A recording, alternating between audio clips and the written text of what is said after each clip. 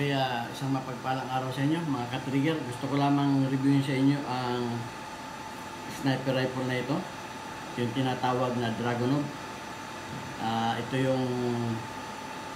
yung lulo ng AK-47. So bago yan, ako muna ay bumabati sa inyo na isang mapagpalang araw sa mga panig kayo ng mundo. Anumang oras dyan, tanghali, hapon, gabi o madaling araw, mga OFW, sana tayo ay nasa mabuting kalagayan. Okay, yung mga bago pa sa aking YouTube channel, ako si Pinoy Firearms Instructor, nagtatrabaho dito sa Mayadin Shooting Range sa Kuwait, kaya wag na ninyo akong hanapin sa Pilipinas. Ako ay isang firearms instructor, gunsmith dito sa aming kumpanya.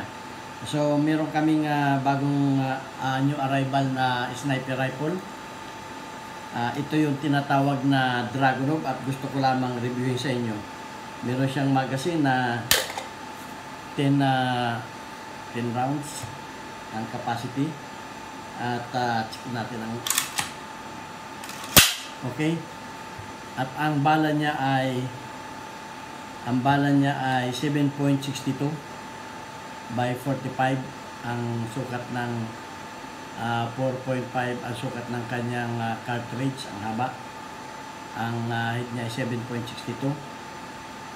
Pareho lang ang laki ng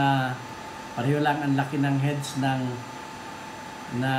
AK-47. Nagkakatalo lang sila sa haba. Okay, ito yung haba niya.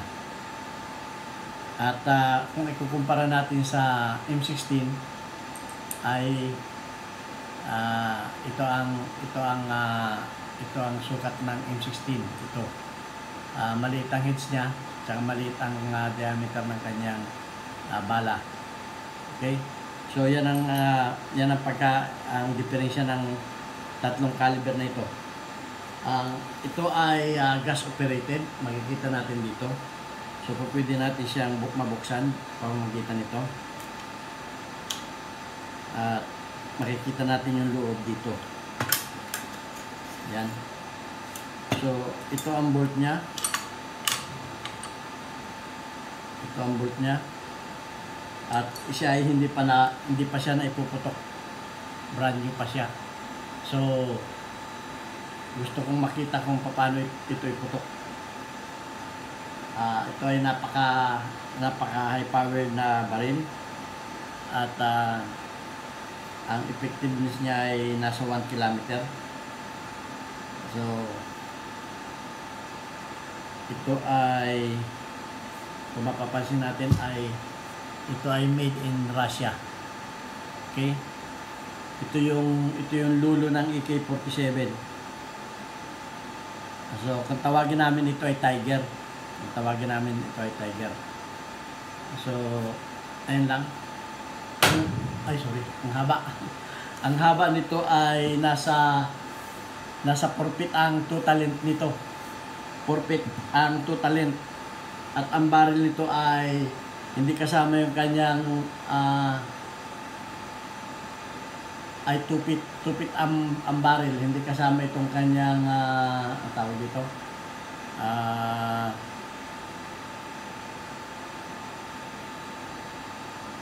Itong recoil pang recoil niya itong hindi naman suppressor to, hindi naman compensator. Okay, nakalimutan ko ng tawag dito. So ito ay iron sight siya. Ang sight niya ay katulad rin ng sa AK din ang sight niya. Pati yung adjustment ng ng height, ito pareho siya sa AK. At ang front sight niya ay pareho din sa AK, up and down ito. At saka may windage din siya. Ang windage na ay left and right. Ito. Kaya ito ay napaka-effective nito na ang mechanism niya parang sa din siya. Sa AK din ang niya. So ayun lang. At ang recoil spring niya ang recoil spring niya ay may pagkakaiba sa AK. Dahil ito ay naka-attach na sa kanyang cover. Yung sa AK nakahiwalay ito. So pagka ito ay binuo ninyo,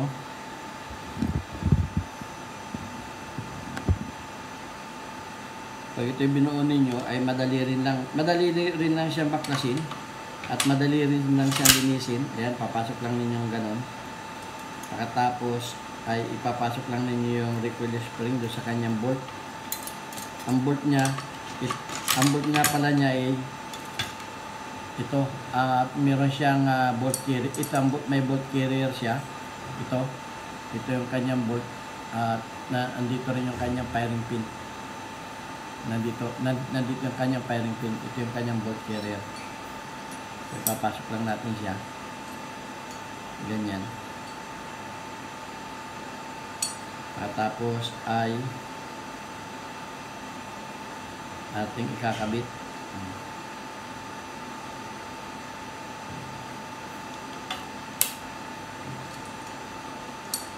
Kabit lamang natin siya ng ganyan. Dito siya mag-umpisa. Dito siya sasakay sa likod. Tapos tutulak lang natin na ganon. Ayan. At ipapasok lang natin itong cover. Shoot lang natin yung spring sa kanyang bolt. Ayan. Tapos ay itatama lamang natin itong dulo dun sa kanyang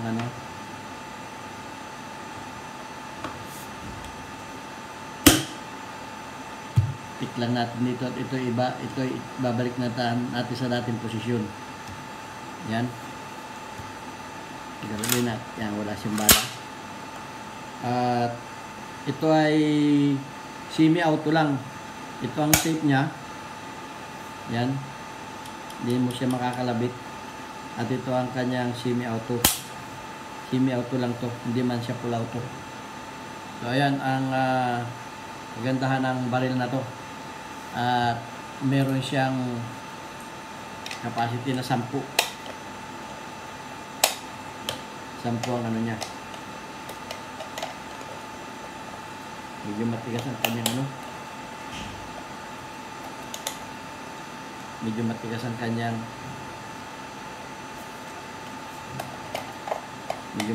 kanyang magazine.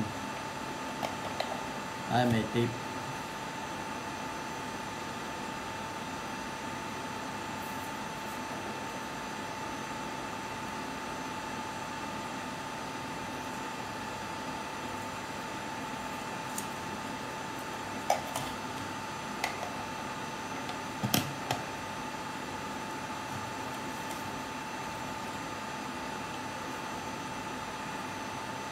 Hindi pa natin kabisado ang paglalagay ng ito.